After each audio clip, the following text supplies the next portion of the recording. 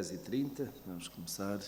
Romanos capítulo 6, versículos 15 a 23.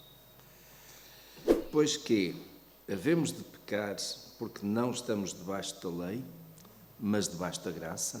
De modo nenhum. Não sabeis que daquele a quem vos apresentais como servos para lhe obedecer, sois servos desse mesmo a quem obedeceis, seja do pecado para a morte ou da obediência para a justiça. Mas graças a Deus que, embora tendo sido servos do pecado, obedecestes de coração à forma de doutrina a que fostes entregues, e libertos do pecado, fostes feitos servos da justiça, falo como homem por causa da fraqueza da vossa carne. Pois assim como apresentastes os vossos membros como servos da impureza e da iniquidade para a iniquidade, assim apresentai agora os vossos membros como servos da justiça para a santificação. Porque quando erais servos do pecado, estáveis livres em relação à justiça, e que fruto tinhais então das coisas de que agora vos envergonhais? Pois o fim delas é a morte.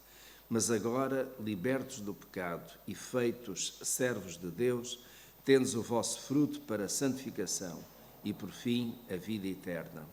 Porque o salário do pecado é a morte, mas o dom gratuito de Deus é a vida eterna em Cristo Jesus, nosso Senhor. Meus irmãos, uma primeira pergunta. Qual foi a palavra ou as palavras que mais foram ouvidas nesta leitura?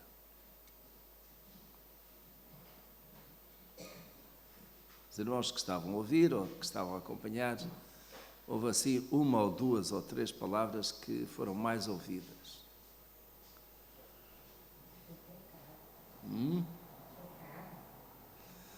Pecado, também.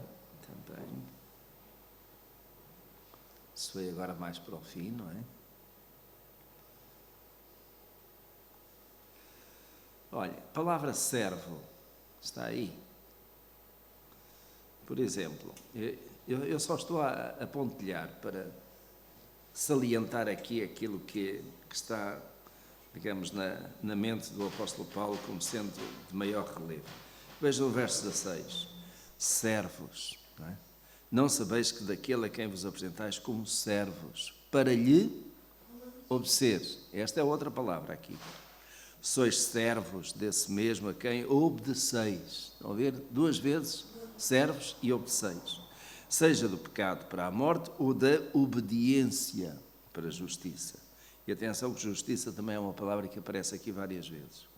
Verso 17, mas graças a Deus que, embora tendo sido servos do pecado, e sim, a irmã Fátima tem razão, parece pecado várias vezes, obedeceste, lá está, servos e obedecer,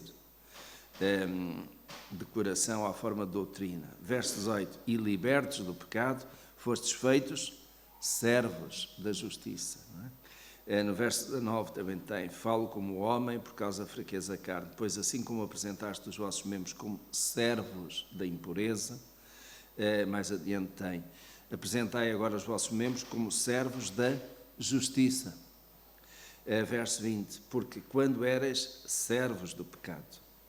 E verso 22, mas agora libertos do pecado e feitos servos de Deus. Servos e pecado. Servos, pecado e obediência, não é? Estão aqui associados. Sim, os irmãos podem entrar. Portanto, estas são algumas palavras. Meus irmãos, quando nós temos um texto com meia dúzia, uma dúzia de versículos, em que há uma ou duas palavras que são repetidas várias vezes, isso significa que nós devemos dar uma atenção maior, porque, muito certamente, as ideias que são desenvolvidas estão em torno dessas palavras, não é? E, portanto, aqui temos o quê? Servos, obediência, pecado, justiça, não é? São palavras que temos que dar a devida atenção. Ora bem, vamos ver. O apóstolo Paulo pergunta, e começa aqui, pois quê? Este pois quê é...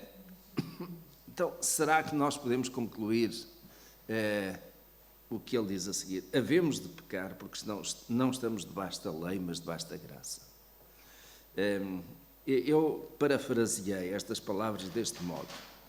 Se o pecado é tão fácil e tão inevitável, se o único desejo de Deus é perdoar o homem e se a graça de Deus é suficientemente ampla para cobrir toda a mácula e defeito, por que preocupar-nos com o pecado?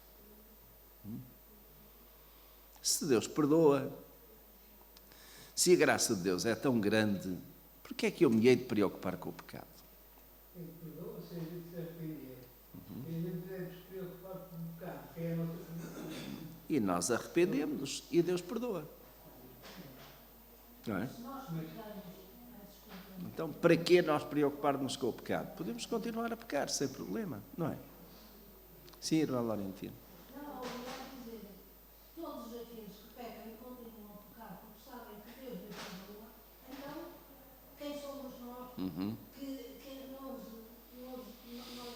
dirigimos a Deus mediante Jesus Cristo para nos perdoar os pecados e continuamos a pecar e sabemos que vamos pecar. Então,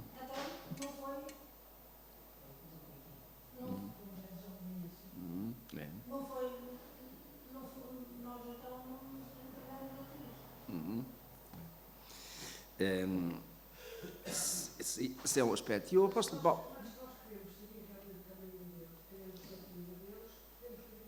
Temos que evitar o pecado. E temos que evitar o pecado porquê? O pecado traz consequências, não é? O último versículo que nós lemos, 23, mas o salário do pecado é a morte.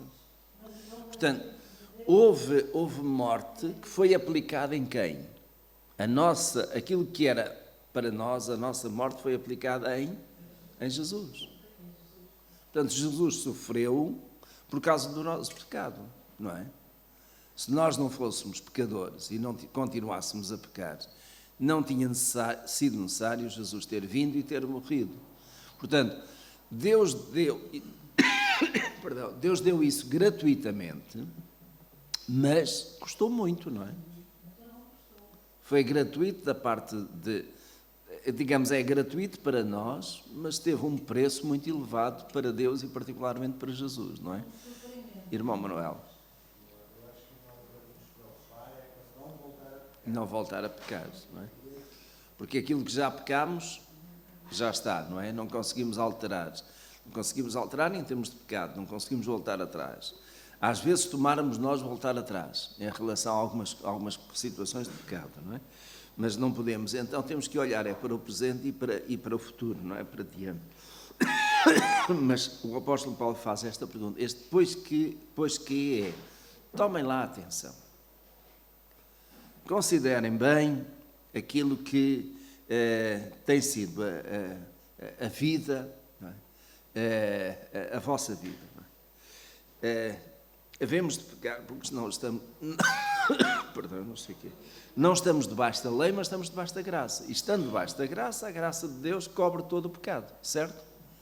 E isso significa que nós podemos pecar à vontade? Não. Paulo diz no final do verso 15, de modo nenhum. E ele podia dizer simplesmente não, mas quando ele diz de modo nenhum nem pensem nisso. Não há qualquer possibilidade aqui de nós nos desculparmos, posso continuar a pecar porque Deus continua a perdoar. De modo nenhum. E depois ele vai argumentar todo este sentido, com a questão da questão de servidão. A quem é que nós pertencemos? A Deus ou ao pecado? A quem é que nós servimos? À justiça ou à mentira ou à injustiça? Não é? E é isso que está aqui. Nós obedecemos ou desobedecemos? E é em torno disto que naturalmente o apóstolo Paulo está a argumentar para que de modo nenhum nós continuemos a pecar. Não é? Então, verso 16. Não sabeis que daquele a quem vos apresentais como servos para lhe obedecer, sois servos desse mesmo a quem obedeceis. Os irmãos sabem qual é a palavra que está aqui para servo? É escravo. É escravo. Não sei se algumas traduções têm mesmo isso. Escravo. Mas é isso mesmo, a ideia é essa. Aquele que é... E reparem, meus irmãos, vamos recuar 2000 anos atrás. Tá? Há 2000 anos, no tempo do Império Romano, havia dois tipos de pessoas. Os escravos e os livres. E dentro dos livres, podemos dizer, havia duas classes. Aqueles que eram os grandes senhores e aqueles que faziam a sua vida sem terem muitos escravos. Mas era normal para os romanos terem escravos. Até porque eles dominavam muito o povo, não é? Tinham escravos. E o que é que o escravo fazia? A vontade dos seus senhores. Se não era à força de quê? Chicote. Chicote, não é? Então, servos. O servo, inclusive, meus irmãos, não tinha direito a quê? Por exemplo, férias. O servo tinha direito a férias? Não. O servo só tinha direito a trabalhar e a não refilar-se, não é? O servo não tinha férias, não tinha direito a pedir um dia de folga para ir estar com a família, até porque normalmente os outros membros da família também eram escravos. Não é? O servo não era mais do que comparado a um animal de carga. Digamos, é este o contexto que nós encontramos no primeiro século e daí para diante também. Não é? Então, quando fala aqui de servo, escravo, se nós vejam esta relação de escravo ou servo com os seus senhores, com aquele que não apenas manda, mas que é o dono, não é? E que por isso mesmo exerce toda a autoridade. Então, quando alguém é servo, o que é que ele faz? Ele vai obedecer. Ai dele se não obedecer. E Paulo pega exatamente nesta ideia aqui e desenvolve-a, dizendo que há um Senhor que nós temos que ter muito cuidado e evitar. Esse Senhor é o pecado. O pecado é Senhor, é rei, é autoritário, podemos dizer, é dono.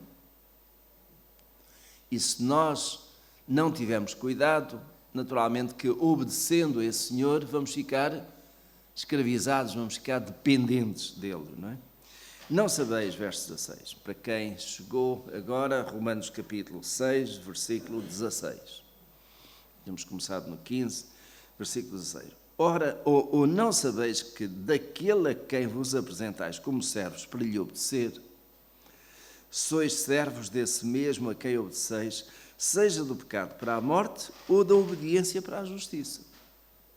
Portanto, Paulo começa com uma relação servo-obediência genérica. Aquele a quem? Seja um, seja outro. E depois particulariza, digamos, os dois caminhos. Ou é seja o pecado, ou seja a justiça. A quem é que nós vamos obedecer? Nós somos escravos de quem? Do pecado ou da justiça? E quando eu digo quem, estou aqui a tornar o pecado como sendo um sujeito, não é? Como sendo um dono, como sendo uma personagem. E a justiça a mesma coisa. A quem é que eu sirvo? A quem é que eu sou obediente? Ao pecado ou à justiça? Portanto, meus irmãos, é uma questão de escolha. E a nossa vida é diariamente pautada exatamente por estas escolhas. Eu vou obedecer ao pecado, vou obedecer à justiça. Bom, claro que isto pressupõe uma coisa muito importante. Eu tenho em cada momento de discernir o que é pecado, o que é justiça. Por outras palavras, tenho que discernir o que é que está errado daquilo que está certo. O mal do bem. Porque eu sei que o mal ou me conduz ao pecado, o bem me conduz à justiça. Eu tenho que discernir, esta é a escolha. E, portanto, meus irmãos, tornando isto muito prático no dia-a-dia, deixem-me colocar aqui as coisas deste modo. Não sei se hoje os irmãos já tiveram a oportunidade para isso, mas, por exemplo, ontem, período mais longo de tempo, ontem os irmãos tiveram que fazer escolhas. E houve determinadas alturas em que decidiram, não, eu por aí não vou, ou isso eu não faço. Certo? Portanto, nós fazemos escolhas todos os dias, às vezes, de uma forma muito, muito constante. Escolher entre o certo e o errado. Entre a justiça e a injustiça. Entre aquilo que é de Deus e aquilo que é do diabo. Entre a verdade e a mentira. Entre obedecer às coisas de Deus ou ignorar e desobedecer às coisas de Deus. São escolhas que nós temos que fazer todos os dias.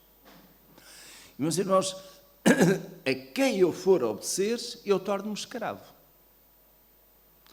Eu sou servo de Deus, praticando as coisas de Deus, ou sou servo do diabo. Aliás, Jesus colocou isto de uma forma extraordinária. Bem como mestre dos mestres. Não podeis servir a dois senhores. Ou um ou outro. E a questão é, a quem é que eu sirvo? Meus irmãos, isto deve estar sempre na nossa mente, quando nós estamos, digamos, na encruzilhada das decisões e temos que escolher ou uma coisa ou outra. O que é que eu vou escolher? O que é que eu vou dizer? O que é que eu vou fazer? O que é certo e o que é errado? Porque, mediante esse juízo de valor que eu faça, é que eu vou, então, ter possibilidade de fazer a escolha certa. Porque se eu não avaliar adequadamente uma situação, um caso, aquilo que se me apresenta, se eu não avaliar bem, eu posso estar a embarcar numa situação que depois, mais tarde, me arrependo porque não fiz a avaliação certa. Mas, meus irmãos, Deus colocou em nós um mecanismo extraordinário. Ainda, creio que ontem, eu estava a ver um pouquinho de televisão e já não lembro se era ontem, mas acho que era ontem. E então tinha o cérebro. O cérebro humano é uma coisa extraordinária. Se nós tirássemos aqui o cabelo, alguns não precisam tirar, porque já não têm, mas tirássemos aqui o crânio, não é? Olhamos para dentro, vemos o cérebro todo ondulado ali. E os cientistas têm-nos levado a ver que há ali ligações extraordinárias dos neurónios com meios de comunicação, que é uma coisa extraordinária. E é interessante uma parte do cérebro, digamos, esta parte comanda este meu lado, esta parte direita comanda o meu lado esquerdo. Há partes do cérebro que comandam vários órgãos. Meus irmãos, isto é um computador que está aqui. E nós hoje usamos os computadores para quê? Para fazer cálculos avançados. Para rapidamente conseguir ter informação. E, meus irmãos, tudo isso está aqui. E processa, digamos, a informação de uma forma rápida, extraordinária. O maior problema que nós temos é quando este computador começa a variar. E algumas doenças do foro neurológico são tremendas. Alzheimer, por exemplo. E por aí fora. Agora, meus irmãos, nós que não temos Alzheimer, nós que não temos nenhuma doença do foro neurológico, temos capacidade para, diante de uma determinada situação, avaliar. E avaliando bem, decidimos bem. A menos que, o quê? Eu avaliei bem, eu sei qual é a escolha certa, mas eu o quê? Eu decido não seguir a escolha certa. Em parte é. Porque eu às vezes sou teimoso. Porque eu às vezes digo, não, eu agora quero fazer aquilo que me dá na real gana. Eu tenho o direito agora, são os meus 5 minutos, mas eu vou fazer aquilo que me apetece, não aquilo que é certo ou aquilo que eu avaliei como sendo certo. E o que é que eu penso? Eu sei que vou pecar, mas depois também sei que a graça de Deus vai cobrir isso. Então vamos lá nesta. E, meus irmãos, a nossa vida muitas vezes é esta ou não é? Ou isso tem a ver só comigo? Mas eu disse, não peques mais. É, Eu disse à mulher, vai, não peques mais. é. Mas nós não sabemos se a mulher pecou mais ou não, mas vamos deixar a mulher aí. E nós? E nós? E nós? Eu até sei, vai, não peques mais, para mim. E o que é que eu faço com isso? Então quer dizer que eu nunca mais peco. Acontece assim convosco, meus irmãos. Os irmãos que converteram-se sabem tudo isto direitinho e não há mais pecado na vossa vida, certo? Estaria. E esta é a luta que nós temos e que o apóstolo Paulo está a dizer. Nós temos que ter esta percepção de que somos escravos das nossas escolhas. Ou escolhemos a obediência, ou escolhemos a desobediência. Ou escolhemos a verdade, ou escolhemos a mentira. Ou escolhemos aquilo que é o caminho de Deus, ou, mesmo que seja às vezes, desviamos e escolhemos aquilo que é o caminho do diabo. Não há duas alternativas. Não há duas alternativas. E Paulo está a falar disso exatamente aqui. Temos que ter este cuidado para que, apesar da graça de Deus ser abundante, nós não estejamos a abusar dessa graça de Deus. Porque o abuso também traz consequências, não é? Vamos ao 17. Mas graças a Deus, que embora tendo sido servos do pecado, obedecestes de coração à forma de doutrina a que fostes entregues. Graças a Deus porque nós mudámos. Graças a Deus porque nós éramos servos do pecado, servos da desobediência, mas que mudámos, não é?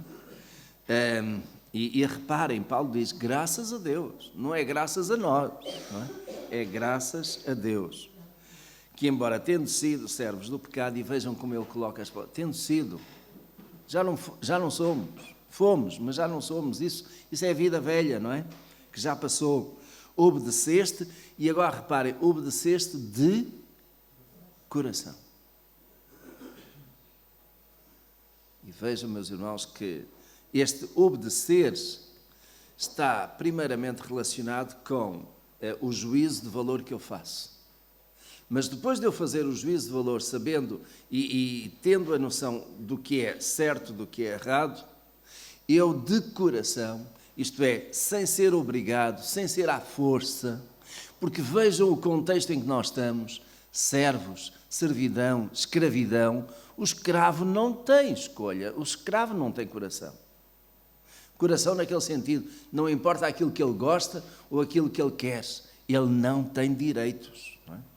Mas nós agora temos direito e de coração livremente nós escolhemos o quê? Obedecer. Livremente escolhemos obedecer. Obedeceste de coração à forma de doutrina a que fostes entregues. E há aqui este outro detalhe. Esta doutrina a que fostes entregues é a doutrina de quem? É de Jesus. No nosso caso, no caso dos romanos, era a doutrina de Jesus. E estava a ser também, nesta altura, a doutrina dos apóstolos. Claro que aqui nós temos que fazer uma ressalva. A doutrina dos apóstolos era a doutrina de Jesus, certo? Explicada, demonstrada, vivida, aconselhada, justificada, mas era a doutrina de Jesus. Porque os apóstolos receberam de Jesus. Jesus foi a fonte de doutrina. E o caso do apóstolo Paulo, por exemplo, que foi, para mim, o maior intérprete de Jesus, daquilo que ele ensinou, ainda que não tivesse estado com Jesus, não era um dos 12. Mas durante aqueles anos, depois da sua conversão, ele ficou tão interessado, tão envolvido, que ele absorveu como esponja e processou toda aquela informação. E então ele acaba por fazer a interpretação dos ensinos de Jesus. Há, excepcionalmente, aqui além, Paulo a dizer, isto digo eu, não o Senhor. Ou seja, é a minha opinião, mas o resto ele entendeu como sendo da parte do Senhor, que ele estava a explicar, a justificar e a aplicar. E as cartas paulinas algumas delas são muito doutrinárias, outras são muito práticas da vivência cristã. Não é? E a carta aos Romanos, é uma carta que tem um pouco de prática, mas é muito doutrinária aqui, é muito explicativa, sobretudo muito comparativa entre o judaísmo e o cristianismo. Não é? Não foi. Esta não foi a primeira. Não. Esta foi quase uma das últimas. A primeira carta que Paulo escreveu foi a carta aos Gálatas. Agora, verso 18. E libertos do pecado, fostes feitos servos da justiça. E os irmãos estão a ver de novo este contraste. Servidão, libertação. Eu fui liberto de um senhor, liberto de um dono, e tornei-me, o quê? Servo, escravo de outro. E alguém pode perguntar, então o que é que eu ganhei com isso? Continuo a ser escravo. O meu jugo é suave, não é? Eu deixei de ser escravo do pecado. E onde é que o pecado me levava? À destruição e à morte. Passei a ser escravo de quê? Da justiça, da verdade. E onde é que isso me leva? À vida. Não é? À vida. É uma questão de escolha, não é? Servos de justiça. Verso 19. Falo como homem, por causa da fraqueza da vossa carne.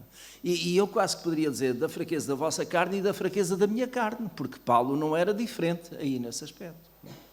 Mas falo, pois assim como apresentaste os vossos corpos, como servos da impureza e da iniquidade para a iniquidade, ou seja, isto era de iniquidade em iniquidade, digamos, era fazer a iniquidade para conseguir a iniquidade, não é? Assim apresentai agora os vossos membros como servos da justiça para santificação. E portanto, quando ele coloca aqui para a iniquidade, para a santificação, é onde é que nos leva, não é? Qual é o nosso objetivo? A iniquidade ou a santificação? Que caminho é que eu estou a trilhar? O caminho da iniquidade, da desobediência, ou o caminho da santificação?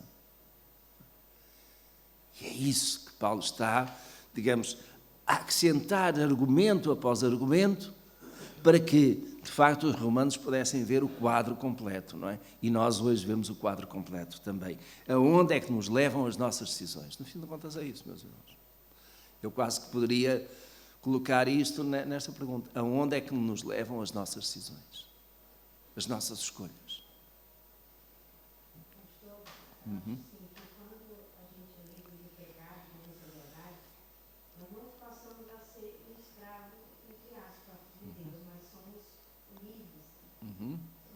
Sim, a verdade vos libertará. Sim.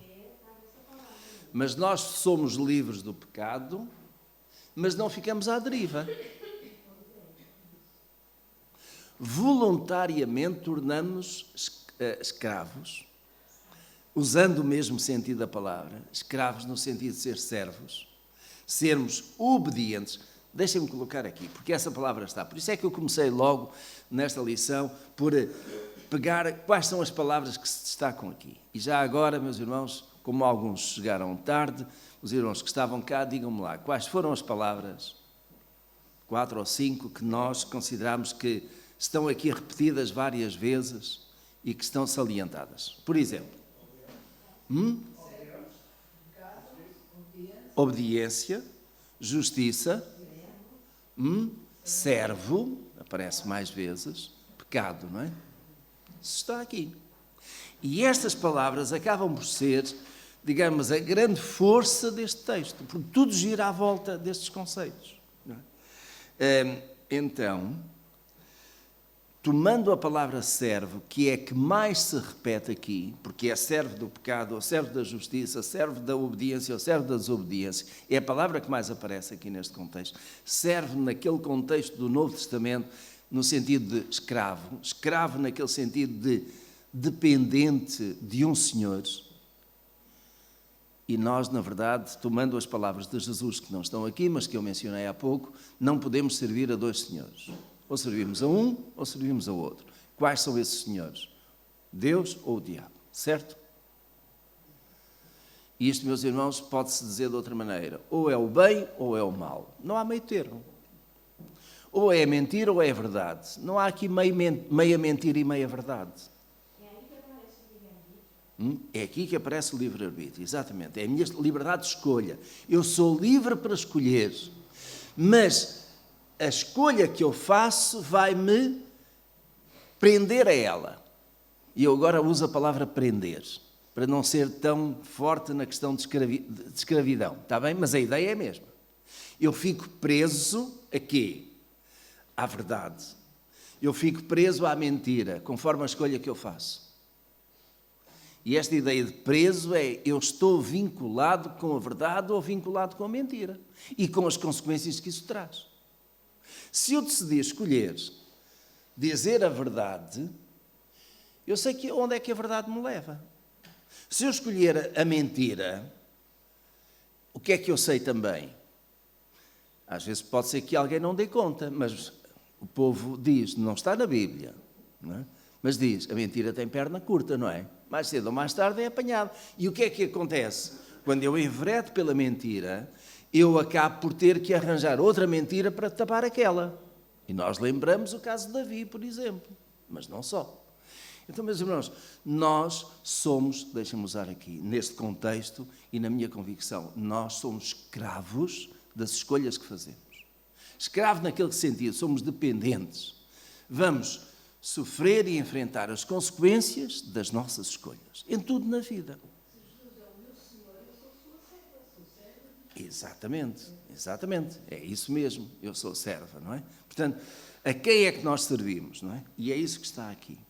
Era o verso 19 que estávamos a considerar, não é? Pois, assim como apresentaste os vossos membros como servos da impureza e da iniquidade para a iniquidade, assim apresentai, este é o conselho, é a exortação do apóstolo Paulo, assim apresentai agora os vossos membros como servos da justiça para a santificação. E o que ele está a dizer aqui é o quê? Se eu escolher a justiça, isso vai-me levar aonde? À santificação. Se eu escolher a impureza, leva-me aonde? À iniquidade. E iniquidade leva-me aonde? A mais iniquidade. É por aí fora, não é? Verso 20. Porque quando erais servos do pecado, estavas livres em relação à justiça.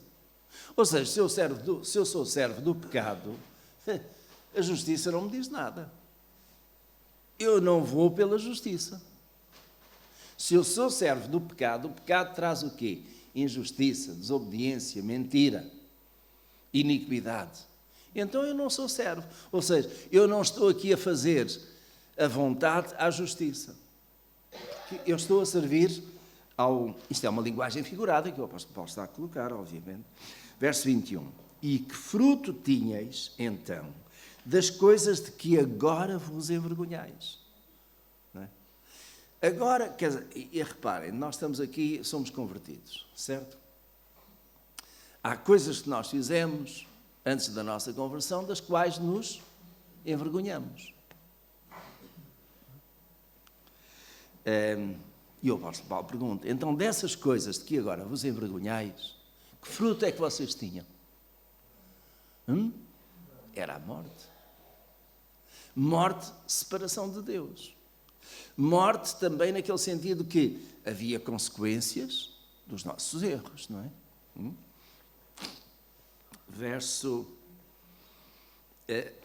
Final do verso 21. Pois o fim delas é a morte. E agora Paulo está a chegar, de facto, às conclusões, às consequências, não é? Já agora, meus irmãos, tenho aqui uma anotação destas coisas que traziam vergonha para os romanos.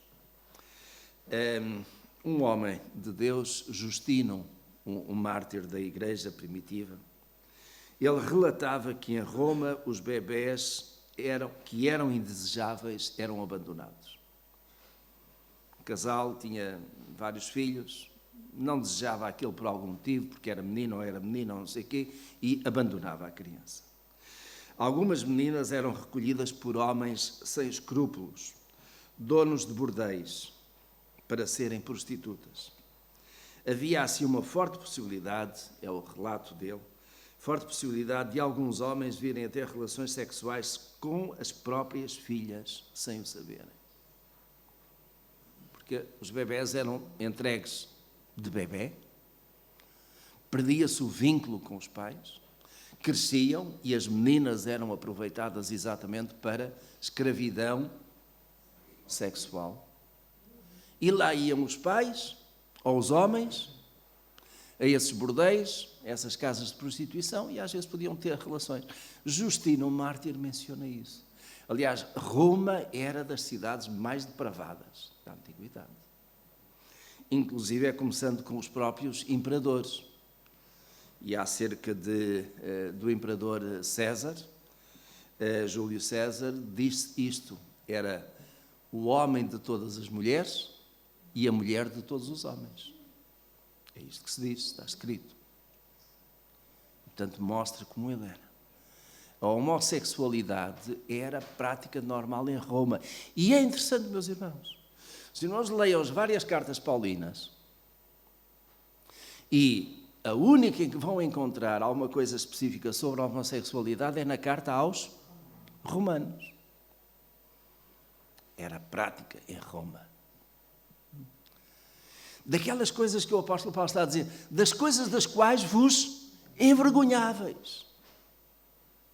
E eu só estou a mencionar algumas, porque havia muitas outras. Dessas coisas que vos envergonháveis, não é? Pois o fim delas é a morte. Verso 22. Mas agora, libertos do pecado e feitos servos de Deus, e os irmãos têm aqui, digamos, a melhor relação. Eu sou liberto de uma coisa e sou servo de outra. Porquê? Porque eu sou dependente.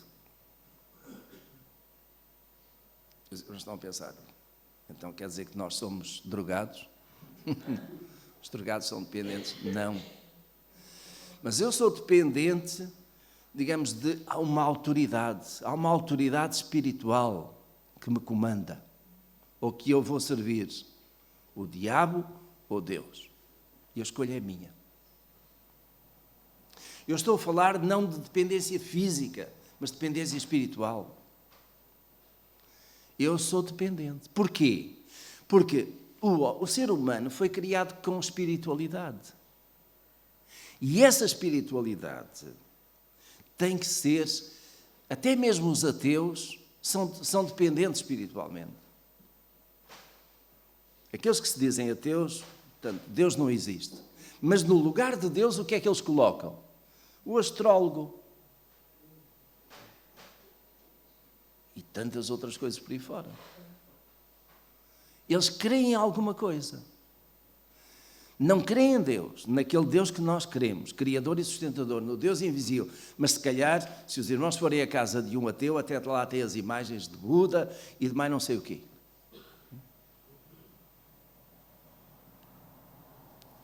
Nós somos seres espirituais e, como tal, nós temos necessidade de satisfazer a nossa espiritualidade. E nessa necessidade, das duas, uma, ou somos servos do pecado ou somos servos de Deus.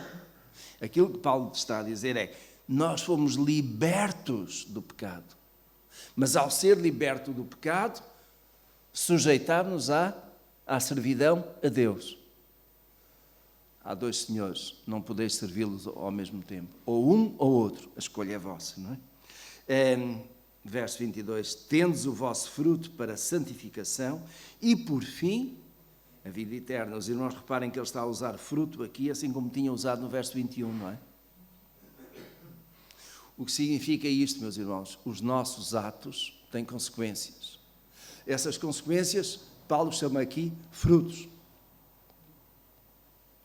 Eu tenho fruto naquilo que faço. E o fruto é bom ou o fruto é mau? Verso 23, porque o salário do pecado é a morte, mas o dom gratuito de Deus é a vida eterna em Cristo Jesus, nosso Senhor. E este é um dos versículos mais fantásticos em termos de plano de salvação. Não é? O salário do pecado é a morte. Ou seja, o fruto, a consequência, a minha paga quando peco é a morte. Que morte é esta? Morte espiritual, mas muitas vezes traz também a morte física prematura. Não é? Mas o dom gratuito de Deus é a vida eterna em Cristo Jesus, nosso Senhor. Mas nós ficamos por aqui. Próxima semana, se Deus quiser, capítulo 7.